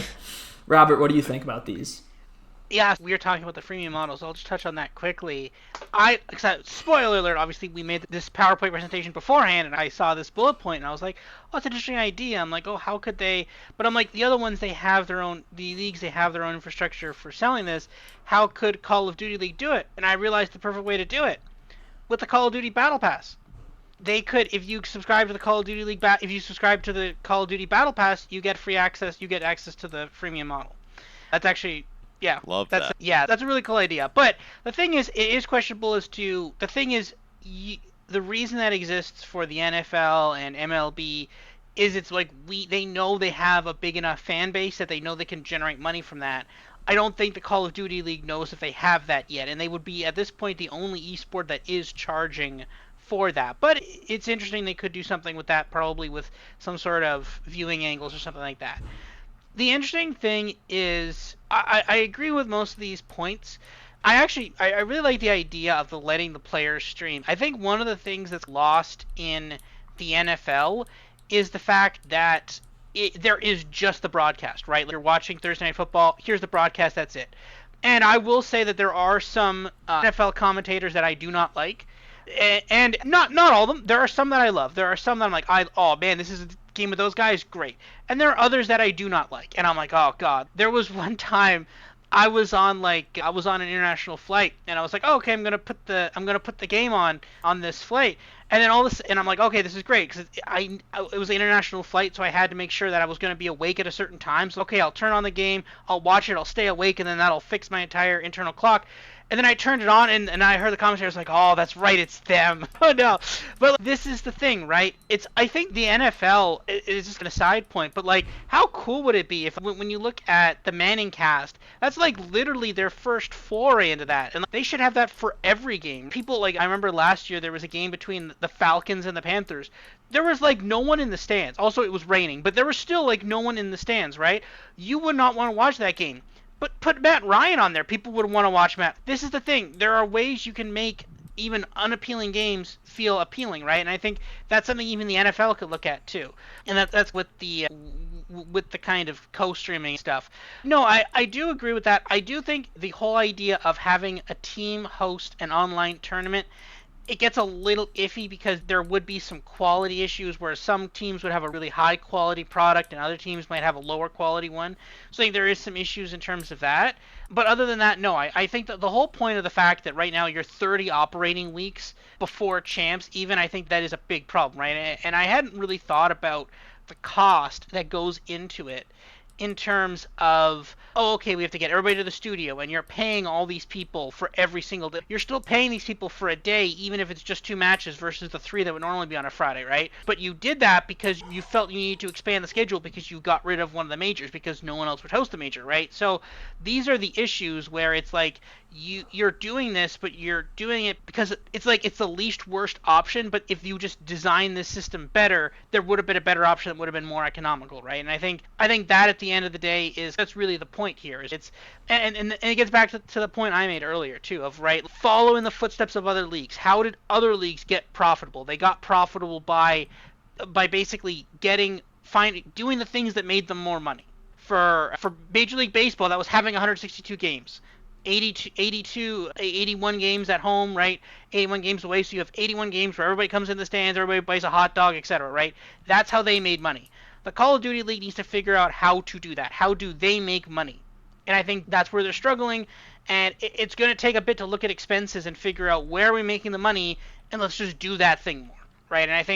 And the other thing is, I think to some extent you have to figure out a way to make in-person events profitable. You can't. The whole point of Call of Duty and spectator sports is that it's supposed to be profitable to host these things. If it's not profitable to host events in the host cities, then maybe the host cities need to move, or you need to figure out some way to make this profitable. Because if not, I don't really see a long-term future for your sport, right? If you look at League of Legends, right? League of Legends actually this week, they have their mid-season tournament in China. They're in front of an auditorium of thousands of people. Last year, Worlds was in Korea. Same thing. Massive thousands. I mean, actually, just a month ago for the Korean final, there was thousands of people. They crammed 5,000 people in an arena for that. You don't get that for Call of Duty. You're looking at like a convention center, maybe 1,000 fans or so, and then there's holes in the crowd. You need to figure out a way to make that profitable, and until that is profitable, it's really hard to see a kind of long-term future for the league. So, anyways, okay. I think we're good for all that. Did you have anything else you would like to add, Doug, or is that it? No, I think this is good. I think it's good to not only to get these ideas out. I'm very critical of people who, are casting stones, but they're not producing their own ideas. But I think it's also valuable for us to be able to do it live with each other and talk about it some, because there's obviously things I'm not thinking about, things you're not thinking about, and so I think it's cool to have both of those angles here. But yeah, I think we've had a lot of interesting points here that I think, and as I said with my points, but they apply to yours too, that like the league can take or leave any of these, and adding any of it would be good. They could take one thing and that would be good. So yeah, no, very happy. Anything else, CDLMetrics? No, I think we're good. Let's talk about this weekend. All right, news of the week. The bracket. Here you go. Here's your bracket, and the bracket is basically exactly what we thought it was. The top 4 teams, we've been the top 4 teams this entire time. They are still the top 4 teams. And then, yeah, there's your bracket. Now, that being said, though, these are actually pretty good. We're going to talk about the lines in a second. The lines for at least the first round are a little bit boring, but this is exciting. There's a lot of different storylines here. Subliners were looking down, came back up a bit, came back down, losing 3-1 to Ultra, but those were very close. They could have won that hard point. They could have also won that control. That could have been a 3-0. Subliners are things that broke it just a little bit differently. Ultra, not where they were at the beginning of the year. Dipped there for a bit, maybe trending a little bit up. FaZe didn't start the year out strong, but have returned to seemingly Cold War dominance. Optic, they crushed Thieves, but can they still compete with Ultra or FaZe? We'll see soon. And then these guys, I don't know. Moving on to actual wins versus expected wins. Yeah, pretty good. I'd say you did pretty good. You were lower on FaZe, though. I think that was expectant value because they did 3-0 Ultra. They probably shouldn't have done that. So, although the 5.4 is a tad low, it just happened that way because of just the math. You expect them to have a chance in all 7 games, obviously, but it's just like the math just had them like collectively losing about a game and a half there, right? And then the rest of these teams just very up and down. Legion just massively underperformed, and I don't know. Yeah, a couple things I just want to highlight quick from this. Yeah, so Atlanta FaZe I did have as the 3rd highest expected win total going into this qualifier split. And you're right, like I have them favored in every game, but they had to go through, I think, Toronto, Optic, and New York in this split, which is a tough draw, and they passed with flying colors, obviously. They won all 7 games that they played. A couple others that stick out. New York, obviously, didn't really see that slump hitting them halfway through this qualifier stage, but it did. They still got 3 wins, which is safely in the winner's bracket, sadly. That's just where we are in the league now. So they have an interesting 4-5 match that we'll touch on in a couple minutes here, but yeah, I'd say everything else pretty expected. LA Thieves above expectations there. Seattle exceeded expectations with that new roster that they have. But yeah, I'd say of all the majors that I've done so far, this is closest to what I had predicted, but it shows that there's a team or two every stage that does surprise. I don't know if you guys have any other additional thoughts on how these teams overperformed or underperformed, but yeah, go at it. Did you Did your model consider Shawnee coming in for those games? Was that part of your pre-major? How Yep, kind the of Boston adjustment were thing you is making? crazy because and I know you tweeted out something the other day of they've won this many rounds of search and destroy, and if you randomly assigned those rounds won over the course of the however many search games they played, odds are they win one of those matches, or I don't know, it Two. was something crazy. Yeah, Yeah. or two. Yeah, two And they out of won two out of none. 8 or something. Yeah. Yeah, so they clearly just had some bad luck. And yeah, you never see a coach having to come in and compete with the team, but it does happen. So yeah, there's things that are impossible to account for, but yeah, also an important note to, yeah, 7 games is a small sample, and some of these teams get lucky and some of these teams get very unlucky. So the swings in those show up here very clearly, I think.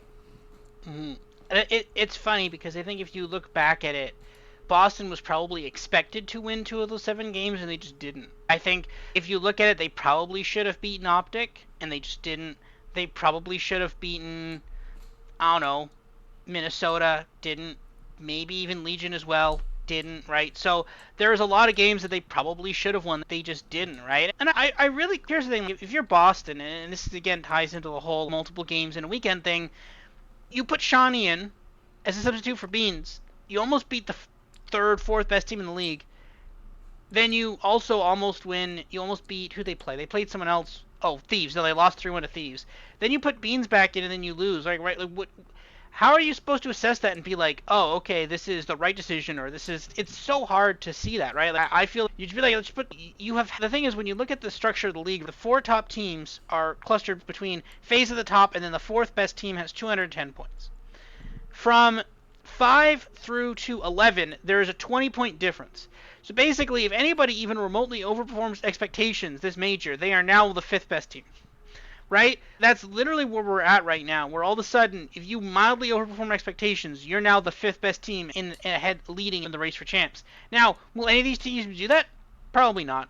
But that's the point, right? It's just, it's that close where if someone just even performs remotely, if one of these teams make it to Sunday, they're probably going to champs. That's literally the level here. But they're probably not even going to do that, right? It's so crazy how imbalanced this year is. But even with all that imbalance, Boston still has half of the next team ahead of it, right? There's still another 50 points or 5 full wins.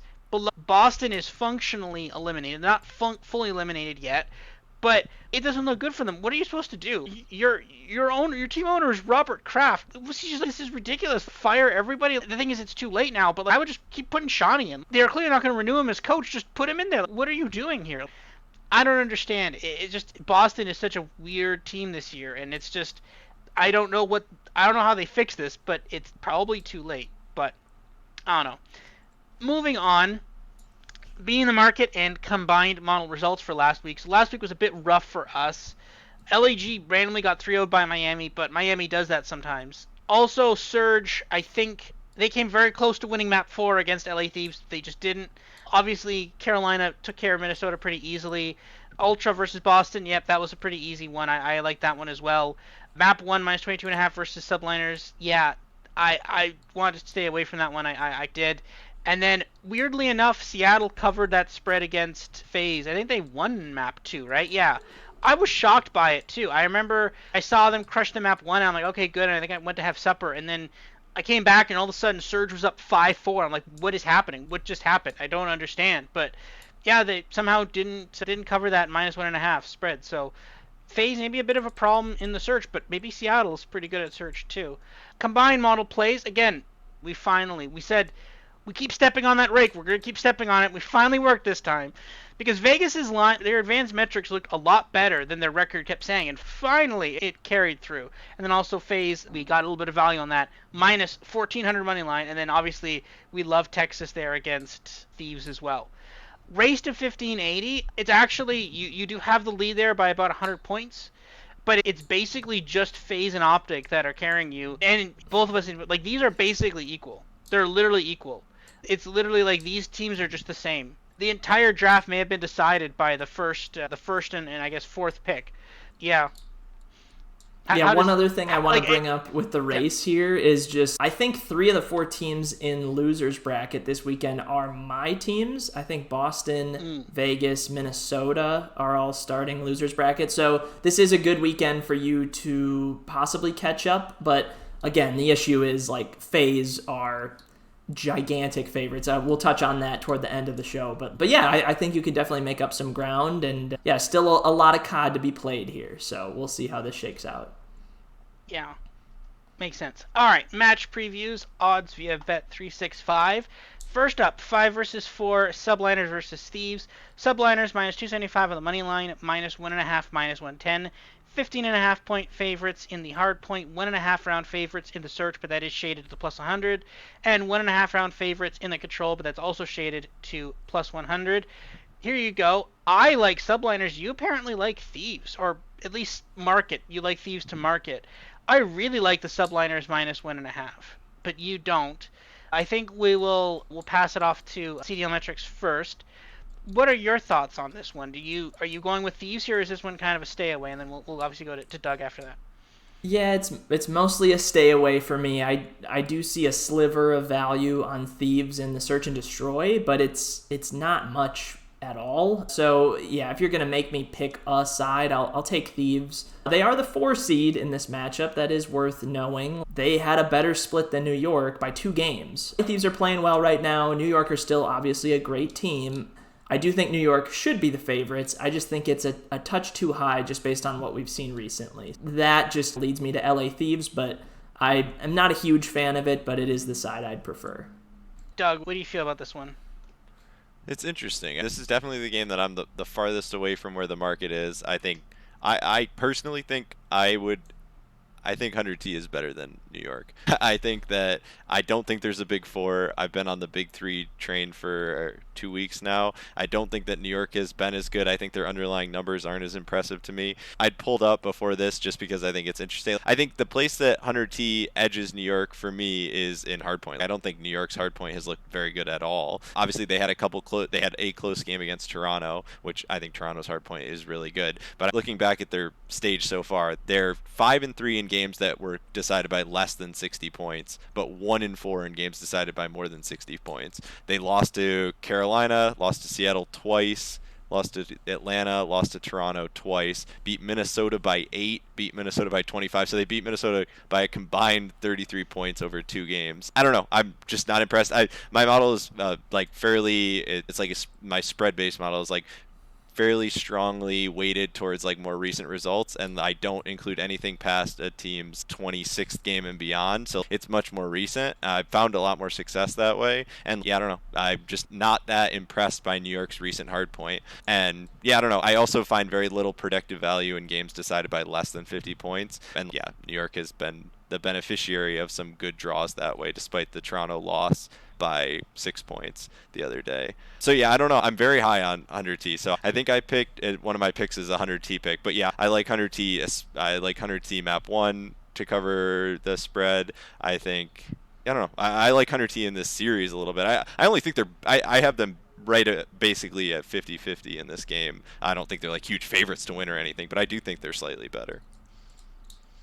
Fair. Yeah, it could be like I think of the ones this one and I think there's basically 2 that could be competitive on Thursday. I think that's one of the ones that could be competitive on Thursday. Second game on Thursday, Miami versus FaZe. FaZe ridiculous minus 5,000 on the money line. Minus 275, minus 175 for the minus 2.5. So basically they're saying like there's like a 30% chance Miami wins a map. Something like that. 50.5 point favorites in map 1. That actually seems a tad low. 2.5 point favorites in the search, minus 110 on that. And then no spread for the control because the money line in the control is minus 2,000. Fun. So I think the question here becomes, does Miami win a map? Does Miami win a map? They have yet to win a map on LAN. They are, what, 0-12? Or 0-9, I can't remember, on LAN. 0-9, right? They're only in winner's bracket the one time. So they have yet to win a map on LAN, and at least on Thursday, not looking too good for them to win a map. Yeah, I think FaZe is going to win this. What do we think for this? Do we think FaZe has a chance? Like, do we think Miami has a chance to win a map or not? What do we think? I do think they have a chance, but I don't know. My model says there's some value on Miami map 1, and I just disagree with that. Just look at the way FaZe are playing lately, and they're unstoppable at this point. Maybe Miami surprise us and win a map, but at the end of the day, this is a FaZe win pretty easily. I'm more interested to see like how FaZe look in round 2 and round 3 as they get stiffer competition. But yeah, I don't know. I just got to stay away from this just because the prices are astronomical on the FaZe side. I don't know. Doug, do you have any other thoughts on this brutal matchup? No, I as I said at the beginning, I think I don't know. I don't think we need to get into the debate now of if this FaZe team is like, at least in its very current form, like the most dominant single point in time team that we've had in the CDL era. I tend to think that they are, at least it feels that way when we watch the games, but yeah, I don't know. I have a hard time seeing Miami winning a game here. I mean, I agree that I'm a very much an S&D is fairly random proponent, and so I don't know, yeah, anybody can win an S&D. Seattle can beat Atlanta in an S&D sometimes, so that's obviously where I think they could win, but I don't see any value here, and I'm certainly not picking pennies up in front of a steamroller on Atlanta minus 5,000, so yeah, I think I'll be keeping my cash for this one. That's fair. I think that spread in map 1 does look a little soft, though. Only 50.5. That seems a little soft. I think that's the one thing in this map you might want to play. Game 3. Ultra, another giant favorite, a minus 1,200 on the money line, minus 2.5, plus 120. Another 50.5 point favorite in map 1, 1.5 round favorite in map 2, but that's shaded to plus 120. And off the board for Control, because they know that Seattle is not particularly good at Control, but they're minus 1,000 there. Yeah, I'm pretty much to market on this. I kind of like Seattle plus 2.5. We all agree, pretty steep price to pay. Toronto map 2, they seem to be really struggling there to pay. Map 1 and map 3, they're solid. I would not worry about that. Now,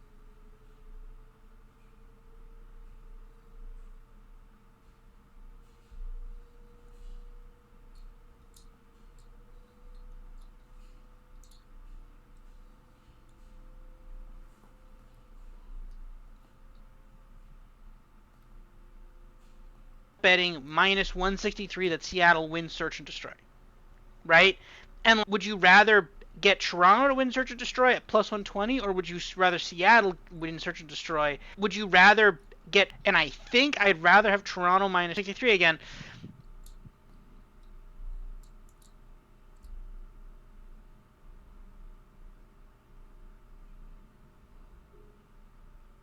But no, this is the thing, right? It's a hard call to do it. I probably won't touch it unless I see some better at minus 163.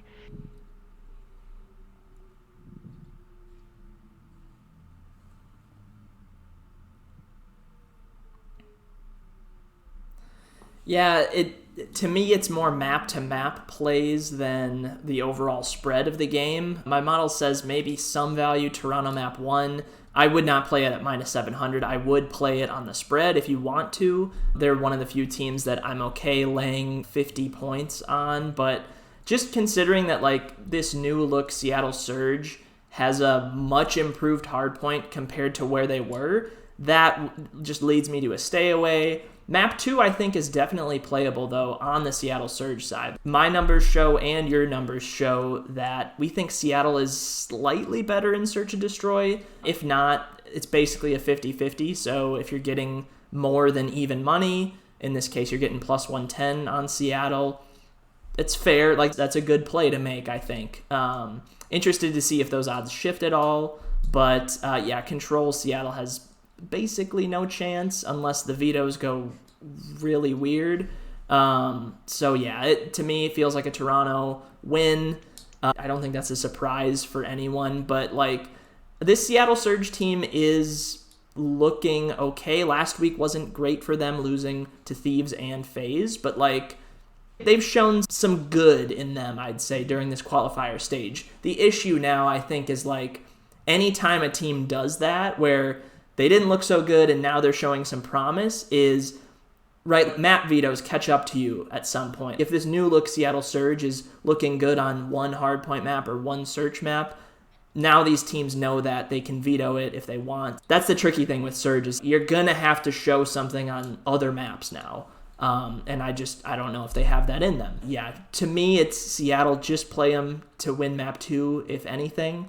But yeah, at the end of the day, I do really think this is a Toronto win, probably a 3-1. It's a plus 110. So basically, you could just say the plus 110 is the Surge plus 2.5, because that's their only shot. Really. Exactly. And plus 110 is much better than minus 163. Doug, what are your thoughts on this? Yeah, no, I agree. I think, the obvious weakness for Toronto, I do Seattle in the search in general. I don't know, I think Seattle could cover that spread in hardpoint, the point spread in hardpoint. I think that's, I don't know, 50 seems like a lot. Considering what Atlanta is against Miami, I don't see this as I don't see Toronto, Seattle in hardpoint, especially with how Seattle's looked in hardpoint just in their last 2 games. Like, comparing that to, like, Atlanta versus Miami, I don't know. I don't even see those kind of in the same ballpark. So, I don't know. That seems a bit high to me. Just when I hadn't looked into that before this, but when you said that, I was like, whoa, 50, or what is it, 50 and a half? Like, that seemed a bit high to me. But that was my only, I don't think I would bet that, but, like, that definitely caught me off guard. But yeah, I think the search is the obvious soft spot here. Mm-hmm. All right, last match of Thursday. Many more matches to come this weekend. Carolina versus Optic. Optic minus 1,200 on the money line, so similar pricing to Toronto versus Seattle. Minus 2.5 plus 125. 52.5 point favorites in the hard point, so an even bigger favorite than Toronto versus Surge. Minus a 1.5 round favorite in the Search, minus 110. And then minus 1.5 round favorite in the Control, minus 163. I generally agree, but I Carolina in multiple pieces here. I have some value on the Carolina plus 2.5. Don't like Texas minus 2.5. I like Carolina map 1. I like them a little map 3. I think if there was one to bet this week, if there's one dog to bet this week, I think it would be, obviously you could bet these, that's fine. But I think of the 3 that are the minus 2.5 spreads, I think the Carolina one is the far superior one to take a crack at, I think. I think Carolina might have a shot. That 52.5 point favorite in the hard point. Optic comes out notoriously slow sometimes. Maybe. I think it's just a little too much there on Optic. A little too much Optic is back, and not enough baby Optic can't cover 52.5 in map 1. I think I see the hard point as a soft spot, and potentially the Control, right? We're looking at that spread plus 1.5, plus 120. What if that's invasion? You're telling me you're getting me plus 120 on an invasion Control to go to a round 5? Again, this is the thing. If you're looking at teams that are even remotely Surge took FaZe to a map 5 to a round 5 on invasion Control. That people thought that was impossible. You're telling me that the difference between Surge and FaZe is bigger than the difference between Optic and Ravens? No. I really like the plus 1.5 Control, and I kind of like the hard point spread as well. CDLMetrics, what do you got?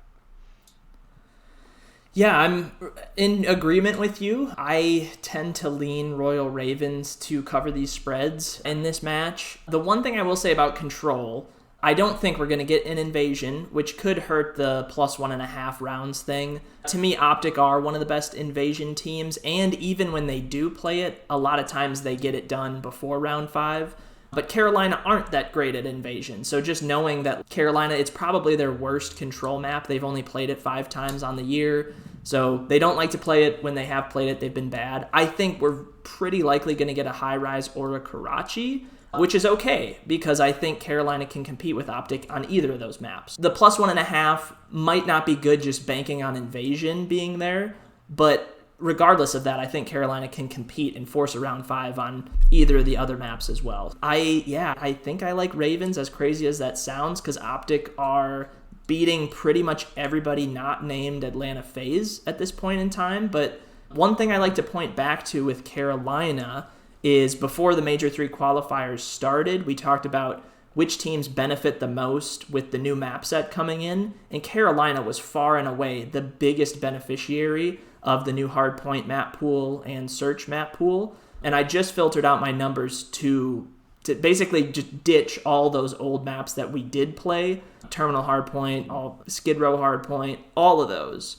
And yeah, like Carolina with this current map set looks pretty average. And average is good. Average is good enough to probably win a map off of Optic. That's kind of where I lean right now. It is scary because Optic is very good, as of late. But yeah, I agree with you. I think Carolina is very live, unexpectedly live in this matchup. Doug, what do you think? Yeah, it's interesting.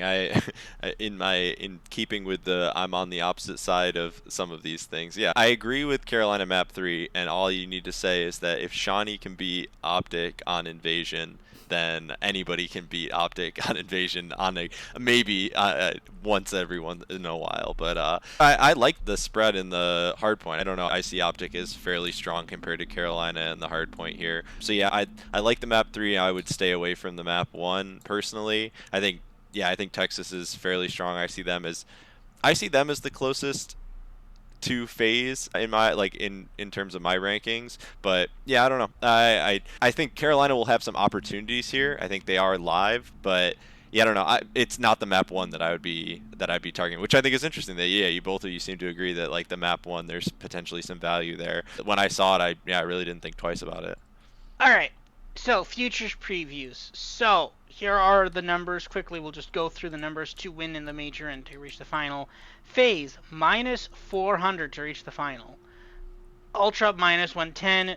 Optic, minus 110. Subliners, plus 300. Thieves, plus 1,000. Heretics, 28 to 1. Surge, 40. Carolina, 50. Legion, 80. Minnesota, 100. LAG, 200. And then Boston, 200. I feel like that's a bit disrespectful to LAG. They are definitely a better team than Breach, but apparently they don't view it that way. FaZe, minus 150 to win outright. So just an outright favorite, coming up to a 55% chance favorite to win there. Ultra 275, Optic 275. So basically the books are basically saying Optic and Ultra, dead even. They're basically the same team according to the books. Subliners, plus 1,000 to win. Thieves, 25 to 1. Heretics, 80 to 1. Surge, 100 to 1. Ravens, 15 to 1. Legion, 200 to 1. Oh, yeah, 200 to 1. Rocker, 250 to 1. 500 to 1 for LAG, and then another 500 to 1 for Boston Breach. I don't have numbers for the major, but obviously Metrics does. CDLMetrics likes FaZe, surprisingly. Oh, not unsurprisingly. Basically, market value on those wants to ditch Optic and Texas down a bit, and then obviously Subliners a bit lower. Thieves, basically just everything is just being sucked upwards for FaZe. Also, the thing to note here is that it seems like the math seems like it doesn't add up, but that's because the prices for the top 4 are juiced. Because of that, even if you just calculate it, their numbers don't add up to 100%, so even just normalizing it drops everybody down. So basically, what CDLMetrics is doing is he's basically just pumping up. The fact that FaZe is even higher shows that they're basically a massive favorite, and everybody else should just be lower. I see nothing here. Sometimes I bet a future in the CDL, but usually these odds are horrible, so I usually don't touch it, but I see nothing here. CDLMetrics, do you have anything or not? Yeah, I know it's minus 150. It was minus 125 either earlier today or yesterday, and now it's up to minus 150. Yeah, I think that's right. And I know minus 150 is like not an ideal price to take someone to win a major outright, but how many series in a row have we seen FaZe just like steamroll whoever they've played? It's a lot, whatever that number is. And yes, Toronto, Optic, New York, maybe LA Thieves could come in and upset them, or maybe FaZe fall on their face earlier than we expect. But yeah, to me, it's you're either buying FaZe being like the best CDL team we've ever seen in the CDL era, obviously, and I think I'm of that opinion. Right now, FaZe are destroying everybody. I'm interested to see like how popular a bet it would be if you had who will win Major 3, Atlanta FaZe or the field, and you price the field at plus, if FaZe are minus 150, the field was like plus 130, like which would be a more popular bet? Because I think we are at that point where if it's FaZe, then I don't know who it is, but yeah, I don't know. Not a lot to talk about here. Like Thieves have a sliver of a shot. I don't know, maybe you could talk me into them because they are the 4 seed, they are playing lately. Doug seems to think that they're about a 50-50 shot versus Subliners in that round 1. But then it's like the question becomes, can they beat FaZe in round 2? Like maybe you have to beat them again on Sunday if they make it that far. So that's the tricky thing with this. But yeah, I don't know. Not a ton of value to say. on any of these. Yeah. And then odds to reach the major final, again, similar, but it finds that you slightly like Toronto more than Optic, and then you really do not like subliners. You're just dragging them down to earth, but you're bringing FaZe up even more. So some value on the minus 400 apparently. And also you've got Carolina there. Carolina is fair price. So that's good to know at the what, like 25 to 1 or whatever to reach. That's apparently a fair price. But Seattle and Miami, no. Yeah, I don't think there's much to talk about here. It's just the same data. I think it's the thing is you're basically betting functionally. It's which one do you think is going to make it to is going to win the winners bracket finals functionally. Is it Toronto or Tech or Optic, right? And I think I'd probably rather Toronto maybe, but I'm not. If it was like Toronto plus 150, I'd be like sure. Or Toronto if it was Toronto plus 400, but Toronto's plus 275 to win the major, and Optic is 275 as well. 275 is too short for me. If it was 4 or 5, I'd be like sure. But 275 is too low, and I'm not taking any of these other teams to make the winners bracket final at less than plus money because, yeah, it is a coin flip between Toronto and Texas, but I don't want to bet it at a coin flip. I want to bet it at plus money, right? I want to bet the side that I think is going to win at plus money, not have it as a coin flip, right? Because it could be I could be wrong, right? If I like one side slightly more and it's plus money, I'll take that. But I'm not taking a coin flip at with a negative vig, right? So that's my take on that. And anyone else particularly disagrees with that? No, CDL. that's about right. Yeah. Doug?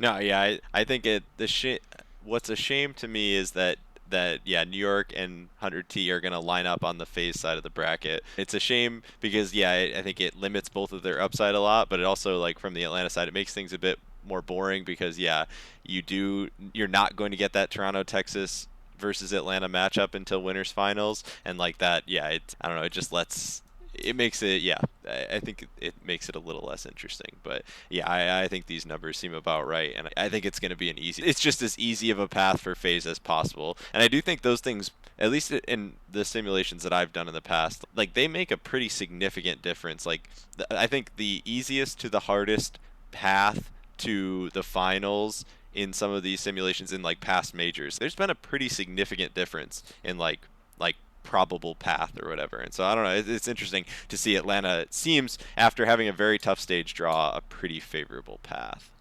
All right, being the market and combined model plays, here are our picks for this week. I've got FaZe minus 50.5 versus Miami. I do like that hard point spread.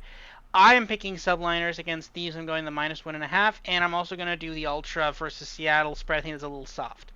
CDLMetrics, you've got FaZe at minus 400 to reach the final. Yeah, we're squeezing out that last bit of juice from that orange there. FaZe to win the major, minus 150. Again, that actually is a slightly better bet, but the other one is a bit... Minus 400 is hard to get behind, but that's fine. And then also Carolina plus 2.5 versus Texas. I like that one as well. Doug is going directly against me. LA Thieves to win. We're going head-to-head on that one.